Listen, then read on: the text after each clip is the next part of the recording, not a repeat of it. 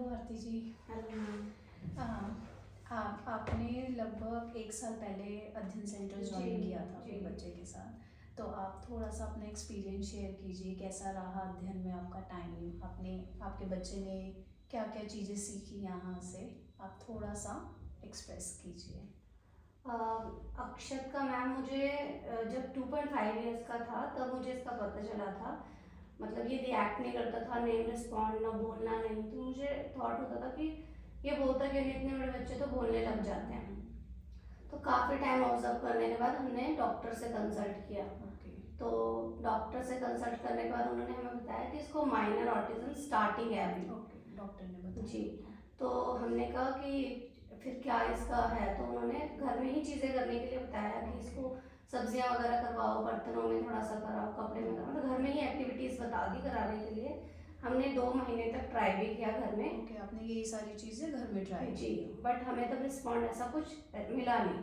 क्योंकि हम ये भी सोच लेते छोटा बच्चा क्या ही इन चीज़ों पर रिस्पॉन्ड करेगा। तो उसके बाद फिर हमने गूगल पर सर्च किया। हमने 2 थेरेपी सेंटर हमें अच्छे मिले हमारे घर के उस एरिया में। तो हमने 2 सर्च किए, जो रीजनेबल था हम वहाँ पर जाना हमने प्रीफर किया था पहले, कि चलो रीजनेबल पर चलते हैं, क्या पता रिजल्ट मिल जाए। तो हम वहाँ गए, हमने 4-5 महीने थेरेपी कराई, बट हमें ऐसा कोई रिजल्ट मिला नहीं। बच्चा हमेशा रोता ही रहता था थेरेपी के दौरान। उन्होंने हमें सिर्फ ओटी कंसल्ट की थी कि ओटी में ये बोलने लग जाएगा। उसने सेशन ले हाँ जी, सिर्फ उन्होंने ओटी सेशन ही हमें रिकमेंड किया था कि वही कराओ आप, उसमें आपका बच्चा बोलने लग जाएगा।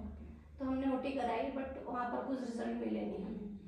तो हमने कहा कि चलो अब हमने जो दूसरा देखा था हम वहाँ चलते हैं।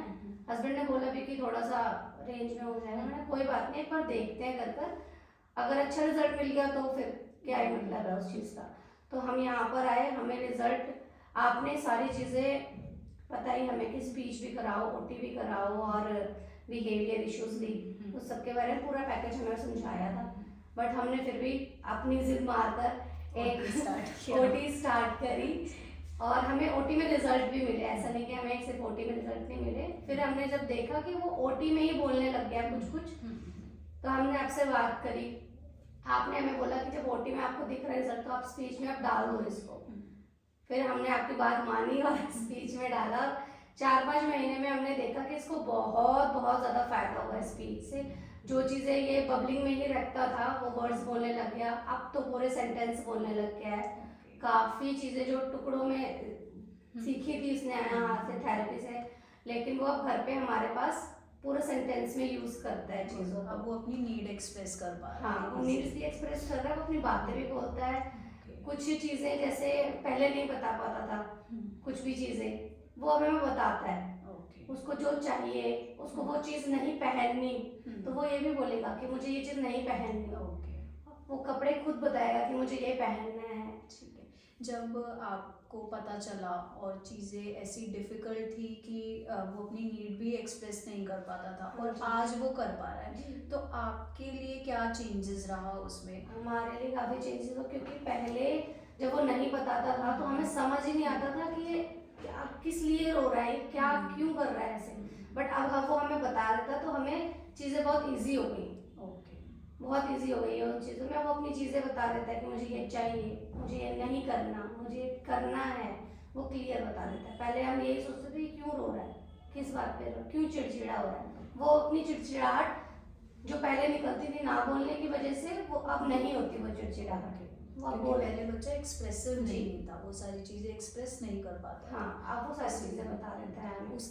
उसके बाद आपने ये नोटिस किया कि बच्चे का बिहेवियर भी काफ़ी बेटर हो गया, काफ़ी चेंज हुआ। ठीक है। तो अभी आप बाकी पेरेंट्स को क्या रिकमेंड करेंगे? मैं बस ये रिकमेंड करूँगी कि वो आपके पास थेरेपी ज़रूर ले अगर उनको ये प्रॉब्लम दिखती है अपने बच्चे में, क्योंकि मुझे यहाँ पर आने के बाद बहुत ज़्यादा बेनिफिट्स नज़र आए हैं। और मैं आगे यही रिकमेंड करूँगी कि आओ, अगर कोई प्रॉब्लम है तो और थेरेपीज लो, जो आप सजेस्ट कर रहे हो वो करवाओ ही करवाओ। क्योंकि यहाँ पर मुझे आने से जब खुद ही बेनिफिट दिख रहे हैं तो मैं दूसरों को भी यही सजेस्ट करूँगी कि वो आए और अपनी चीज़ें कराएं। और मुझे यहाँ पर बहुत अच्छा लगा, मेरे बच्चे में बहुत इम्प्रूवमेंट्स नज़र आई। और मैं अभी यही चाहूँगी कि उसकी स्कूलिंग भी अगर स्टार्ट करती हूँ तो मैं आगे भी उसके साथ थेरेपी करवाती रहूँ साथ जुड़े। ताकि मुझे आगे कोई प्रॉब्लम्स ना आए। मैं एकदम से छोड़ना नहीं चाहती।